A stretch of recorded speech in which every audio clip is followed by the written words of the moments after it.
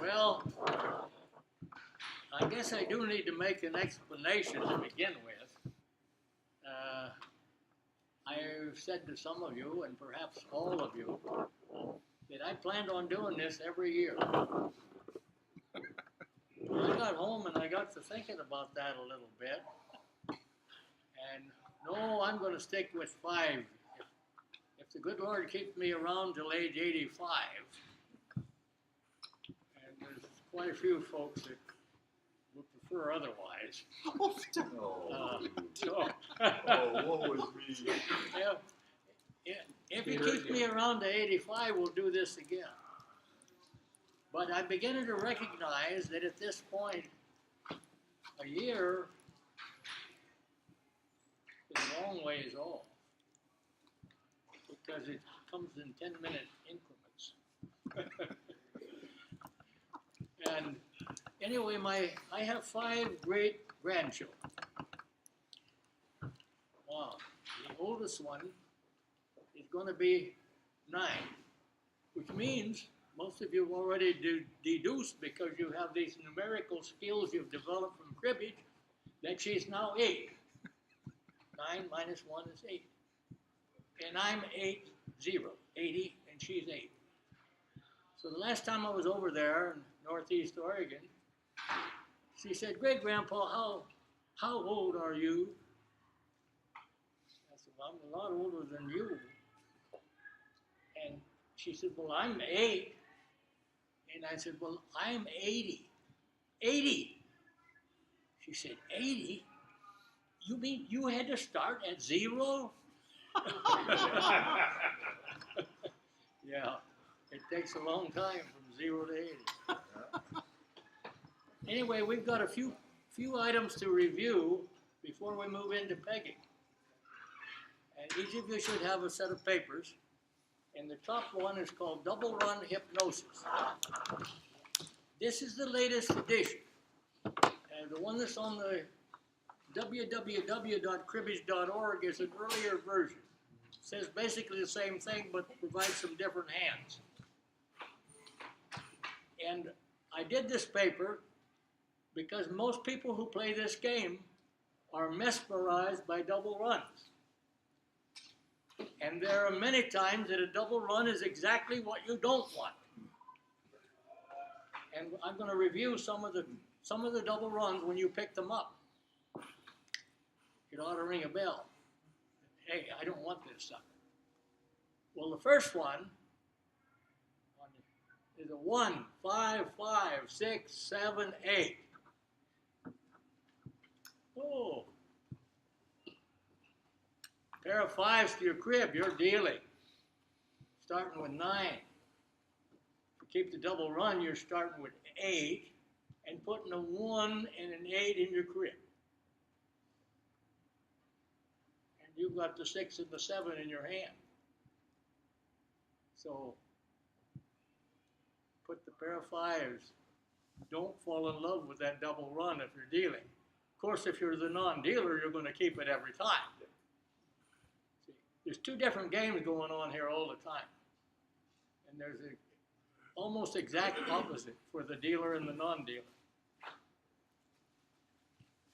If you pick up a 2, 3, 4, 5, 5, 8 in your dealing, remember the sacrifice limits for a pair of 5s? How many points can you give up to put a pair of 5s in your own crib? 4. You sacrifice 4 points. So if you keep the deuce, 3, 4, 8 for 5, how many points have you given up in your hand score? 3. And you're putting a pair of 5s to your crib, which averages almost 9 points in the crib. Plus, the 2, 3, 4, 8 is the good pegging hand. So you not only did something for your crib, you improved the quality of your pegging by keeping it that way. This next one is there's 2 versions of it. You got 3 with a 4, 4, 4 and a 5, 10, or you got a 3 with a 4, 4, 4 and a 5, 5. Doesn't matter either way. You don't play the double run. If it's your crib, the 5-10 goes to the crib, or the 5-5, and you play the 4-4-4-3, which is how many points? 8. So you've got as many points with the 4-4-4-3, and a very nice hand to cut to, and a strong discard. I mentioned this one before. If you pick up a 4-5-6-7-7, well, the double run is the 5-6-7-7. If you were the non-dealer, you'd play it.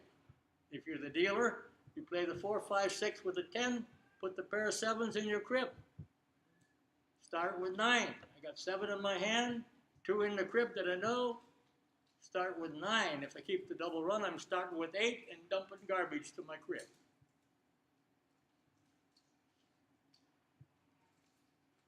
Triple 5, most people end up deciding that they might, if you picked up a 5-5-5-6-7 with a 10 spot, I would hope you wouldn't keep the double run. That you keep the 3-5 with a 10. Stranger things has happened. As non-dealer, especially on these small double runs, like deuce, 3-4 or 2-3-4-4, look for the odd card as a flush. Look for the 8 or the 9 or the 6 to go with the 2-3-4. A much better hand than if you are playing the double run. And besides, if you keep a 2-3-4-9 in a suit, how many points have you got to begin with? Without a cut. You got 9 already. Why fall in love with the double run, which is 8? And any card that would make 16 with a double run will make 16 with the 2-3-4-9 or the 2-3-4-8. I happen to use the 2-3-4-9 in this one. The other thing it does for you very often, it allows you to throw a 9 queen to your opponent's crib if you're the non-dealer. In that first example,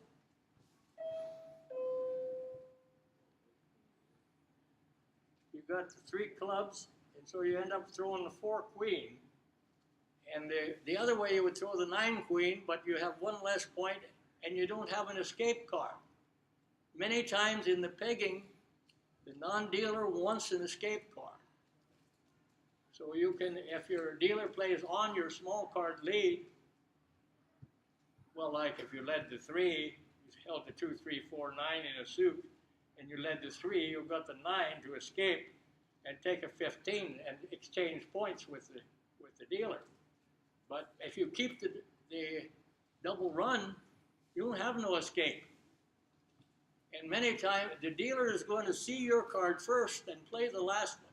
So the dealer has a big advantage in pegging. We'll get to that as we move into pegging. Non-dealer pegs very few in this game. We'll talk about some of the hands that do benefit the non-dealer in pegging, but they're very few. And the disparity is great between dealer pegs and non-dealer pegs. So look for those flushes.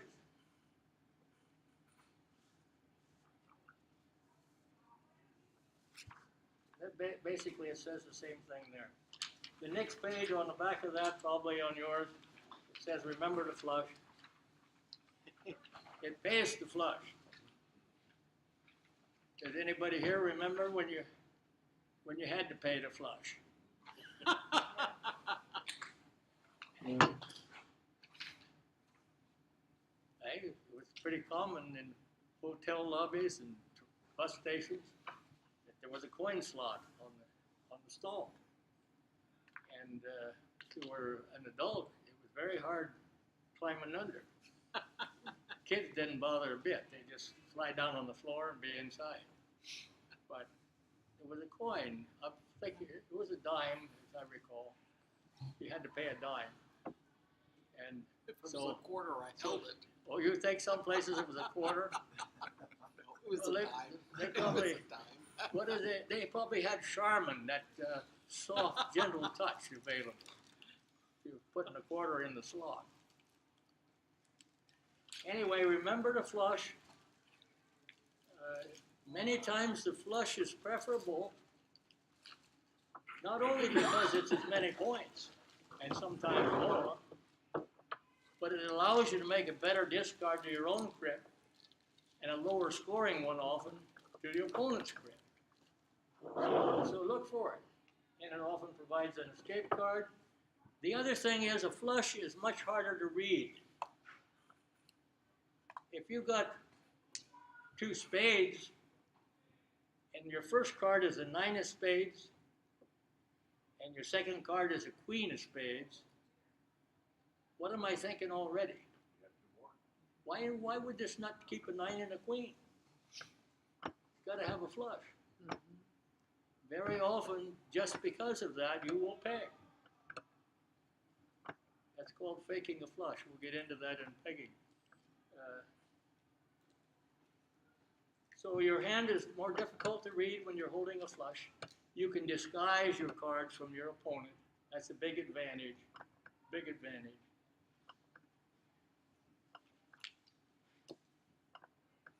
Now these little papers we're covering now is kind of a review of the first three classes.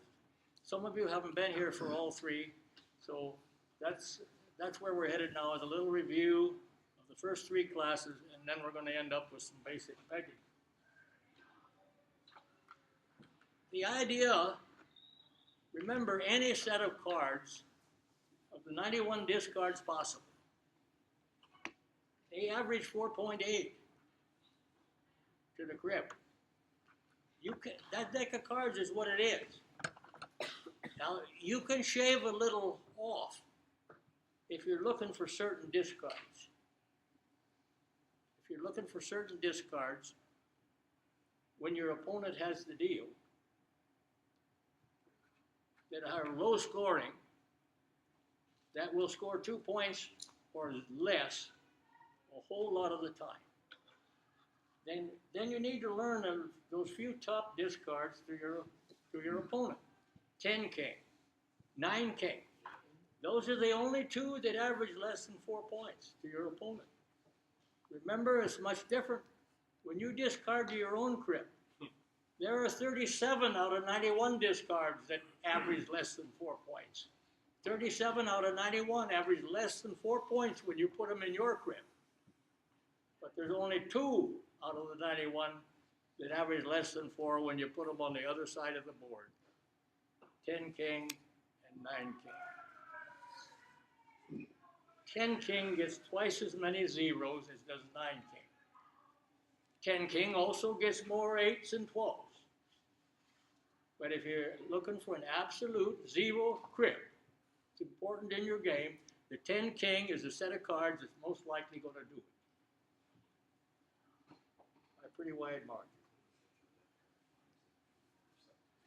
Now, if you have a small hand, you really need to even be more concerned. You've only got 4 points, or you've only got 2 points. You've got to even be more concerned about discarding bad cards to your opponent's crib, low-scoring ones. If you've got 2 5s and 2 jacks, you're probably going to throw the other 2 cards. So it's when you have 8 points or more, you just toss the 2 that don't work most of the time. Sometimes you shouldn't do that, but most of the time you'll just toss the 2 that don't work.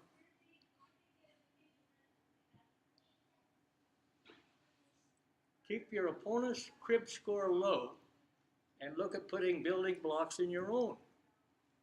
And you can affect that balance a little bit.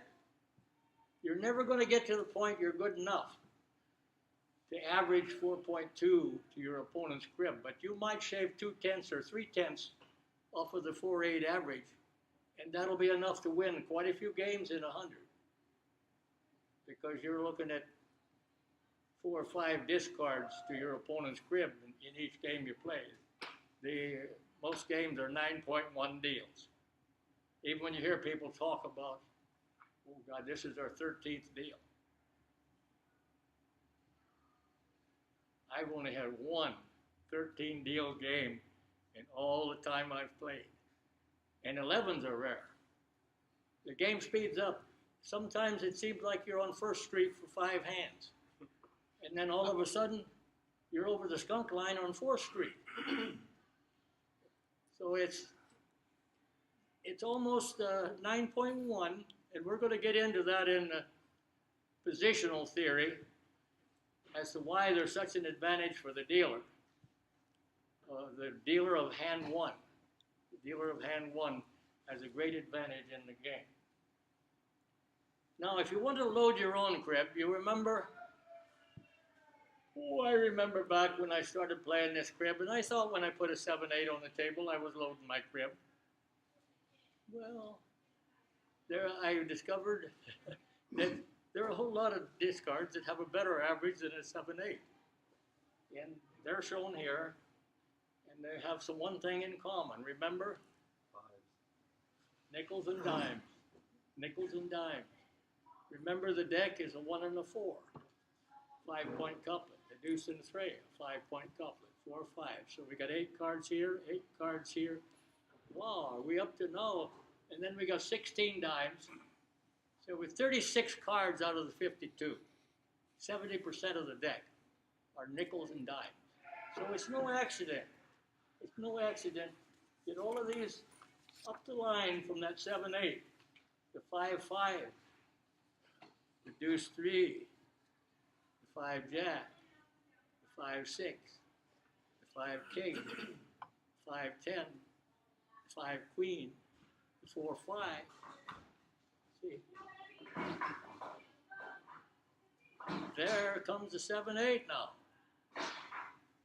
5-5, 2-3, 5 jack, 5-6, 5 king, 5-10, 5 queen, 4-5. And the reason the king and the 10 are up in the average a little bit, why do you suppose? Your opponent's throwing it in time to do that. Those are the 2 most likely ones your opponent's going to toss to your crib. See? So they do better than the queen. Even though some folks say, well, the queen must be better than the king or the 10. No, the king or the 10 is more likely to match your opponent's discard, so it has a higher average.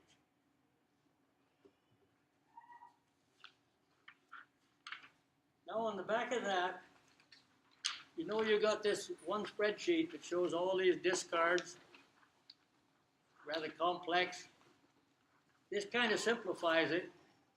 The top portion of this is to your own crib. And if you take an ace, that's the first card listed. You can follow it across that line, and it shows you what the average is for the ace with the ace with the deuce, the ace with the 3, the ace with the 4, the ace with the 5, 6, 7, 8, 9, 10, jack, queen, king. And then it does the same thing for every card on your opponent's crib. Now, if you're really slick, you can make you a credit card out of this. My eyesight doesn't work so well. This is about as small as I want to look at. But if somebody here is really slick, you can put this on a credit card and then just flash it, whether it's your crib or your opponent's crib. And if you got good eyesight, I guess you'd be able to have a playing advantage. And somebody would think you were trying to pay for your lunch or something if it looked like a Visa card. Okay? So you could go cheating for years and nobody would ever know it. It's all there. Just tattoo it to the back of your hand. No. The next paper you have is one that's called Discarding Tips, and it supports what I'm talking about. The discards are entirely different when they're tossed on the other side of the board. This is a pair of 8s, and I did quite a little research project on this. And the first column up there, the one that goes across the sheet, is to your own crib. And the bottom bar there is to your opponent's crib. Now, if you look at where 2 points, and I might say that's 2 points or less. If you're putting an 8-8 to your crib, it's worth 2 points or less 27.3% of the time. More than 1 out of every 4 times. See what happens when you put it into your opponent's crib? It only has half as many 2s Only half as many. And then if you look out here at 12 to 16, when you put it in your crib, a pair of 8s, you get a 12 to 16 crib 10.9% of the time. Your opponent gets one 23.1% of the time. And then look what happens at 20 or more. You don't even make 1%, you make 1/2 of 1%, 0.5 of 1%. And it scores 20 or more 4.4% of the time, almost 9 times, 8.5 times as many 20 plus as to your own crib. Now, actually, you could see that I've thrown a pair of 8s to my own crib quite frequently because it shows that 1,271 times I discarded it. So that's a good lot of data. 1,271 times I threw 8-8 to my crib. And that was the result. Now, the other sample is not such a good one. No, not so many. Because I don't like what happens over there. So I only tossed it 182 times to my opponent while I was doing 1,271 to my own. I suggest you keep that kind of a ratio. It will lead to some games in the win column for you if you keep that in mind, that these discards are entirely different across the board than they are on your side of the table. They're entirely different. It's not Murphy's Law, it's not the cribbage goddess, not the fickle finger of fate.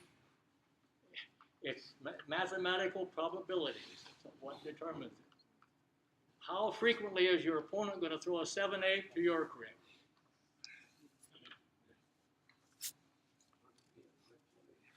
Now, you give them 2 5s and 2 jacks and a 7-8, or 3 5s and a queen, 7-8, you'll get the 7-8. The rest of the time, you're not getting it. However, the most frequent discard made by the dealer to his own crib is 7-8, and it's by a long shot. By a long shot, because it doesn't work with anything other than middle cards. And the dealer will pick up 2 3 king king 7-8, 1 4 4 jack 7-8, 2 2 3 4 7-8, 4 4 5 6 7-8, king king queen jack 7-8. 7-8 is on the table a whole lot of the time before you ever drop your cards on it. So be cautious of those middle card discards. Small cards are not that far behind. Two middle cards, 2 small cards to your opponent's crib are pretty dangerous discards. The final paper I want to go over with you, and we'll start on some pegging. This is a kind of a review. Remember, under hand recognition and counting, that we talked about some hands that have really high scoring potential. 4 3s and a 9, 4 4s and a 7, 4 6s and a 3, 4 7s and a 1. And how if it takes 2 of those cards to make a 15, 7 7 1, 6 6 3, 3 3 9, 4 4 7. When it takes 2 of those cards to make a 15, it's a 24 hand. It will be a 24 hand. If it's 4 3s and a 9, it takes 2 of the 3s to make 15. If it's 4 4s and a 7, it takes 2 of the 4s to make 15. You remember? Remember the square? 7 in the middle, 4 in each corner. And you've got 1, 2, 3, 4. Diagonal, 5, 6. If you can tell colors, you can do black, black, black, red, black, red, red, red, diamond spade, diamond club, heart spade, heart club. You end up with six diagonals, figure in the 15s. 6 times 2 is 12. And you got the 15s the same way with these kind of hands. If it takes 3 of the cards,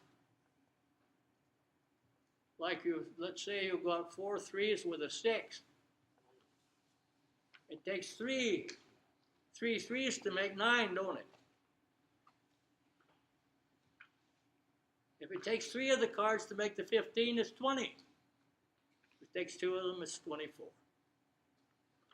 And that's why 4 5s with a 1, 2, 3, 4, 6, 7, 8, 9 is 20. It's for the it takes 3 of them to make 15. The same as the others. It takes 3 to make 15. It's a 20-point hand. 4 deuces and a 9. How many deuces does it take to make 15 with a 9? So it's 20. If you ever pick up 4 deuces and a 9, it's 20. And well, and you can, if you wish, you can go 15-2, 15-4, 15-6, 15-8, 15-10. No, I've lost it out already. Have to start over now. Are you patient? If I start over, how many times will you let me start over before you say, damn it, you got 20, just take them?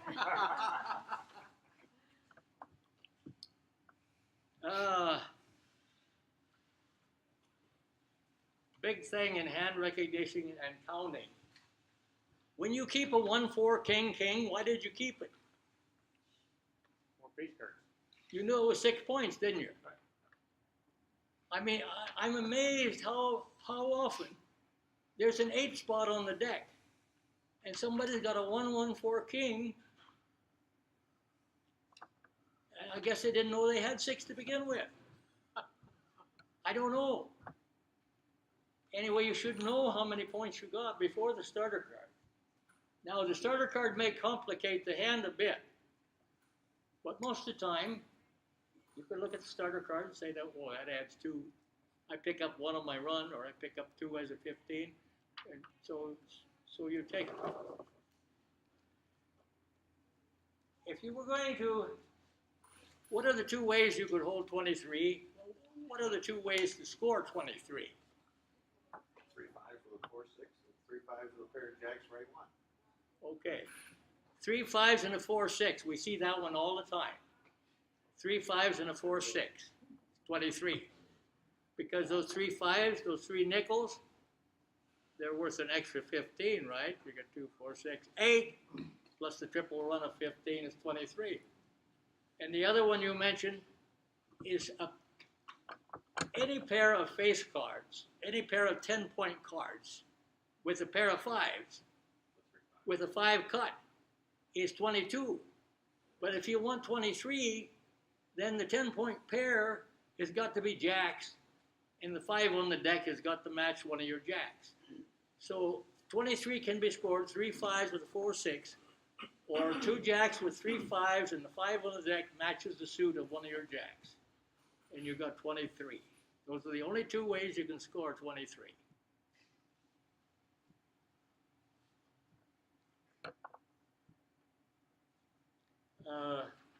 Big hand rule, remember it.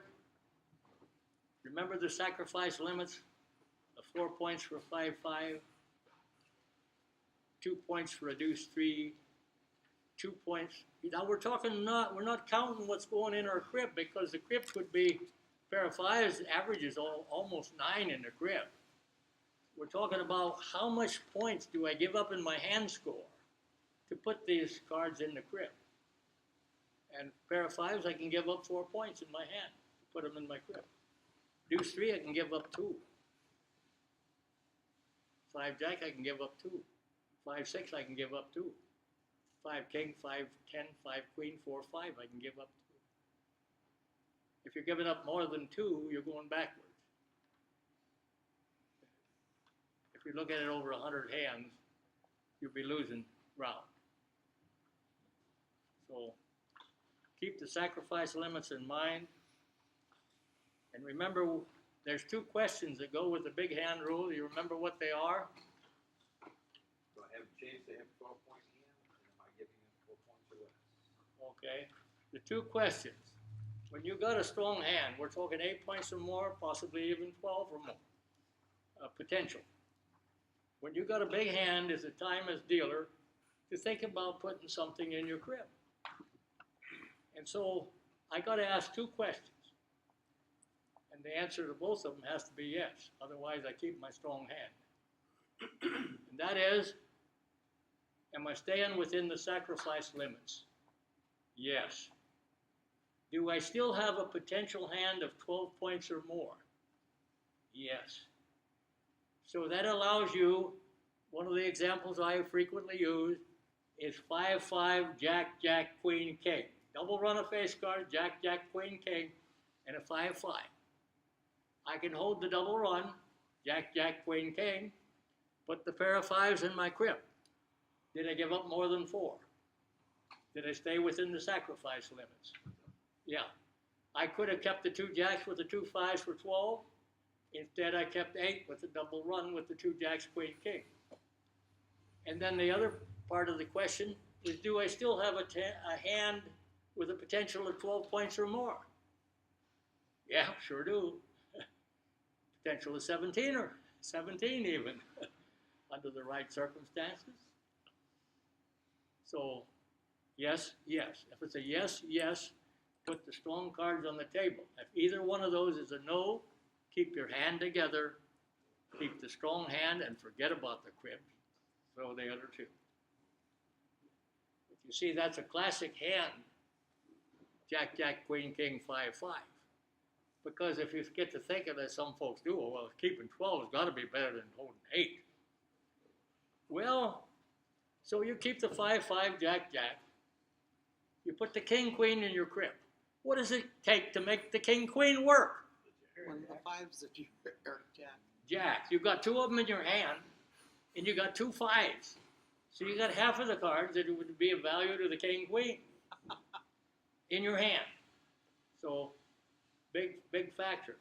Cards that are out of play, there's only 4.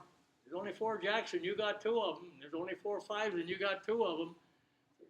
Chance of you pulling one out of the deck's real slim. And the chance of your opponent giving you either one is even slim too.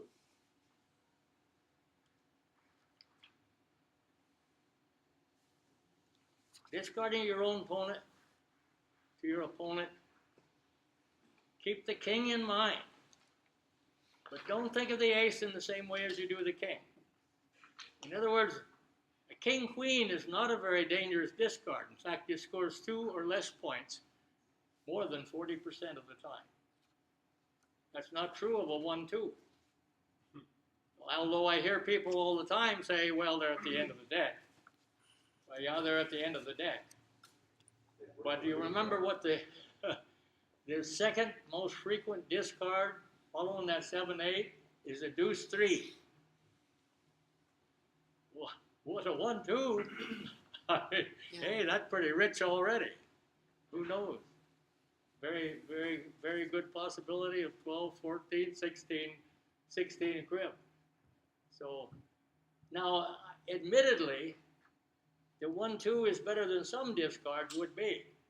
But don't get to thinking of them like a king-queen, because they're at the end of the deck. Nowhere near the low value of the king-queen.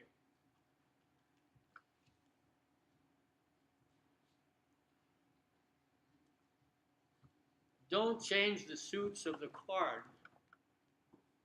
to avoid the possibility of a crib flush.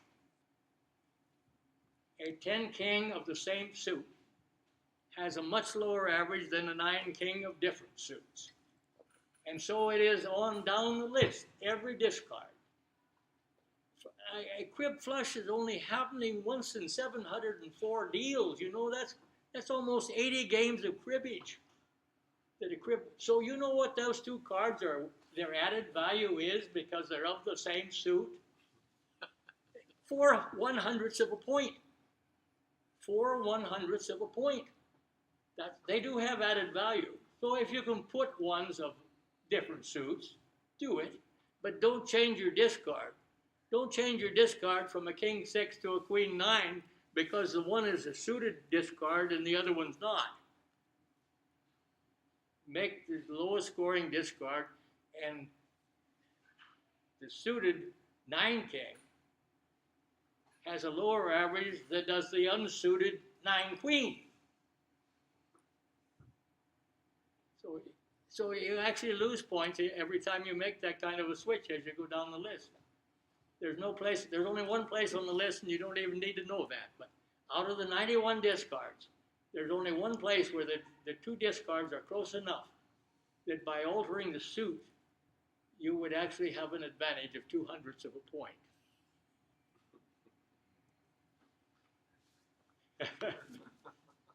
No. Any questions? We covered a lot of ground in those first three shots. Hand recognition and counting, discarding to own crib, discarding to opponent's crib. Now we're going to start with a little pegging.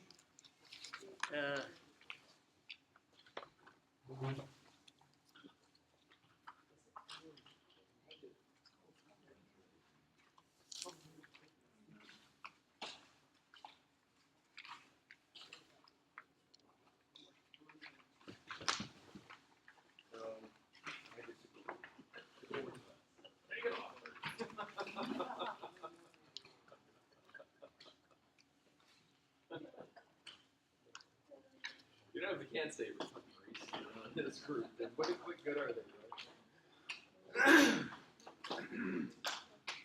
think that's probably the way it is at your club too, right, Mike? Yeah.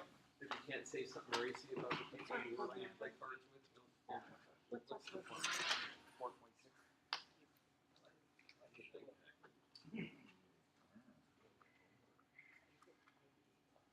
You know, let's take about an 8-minute break.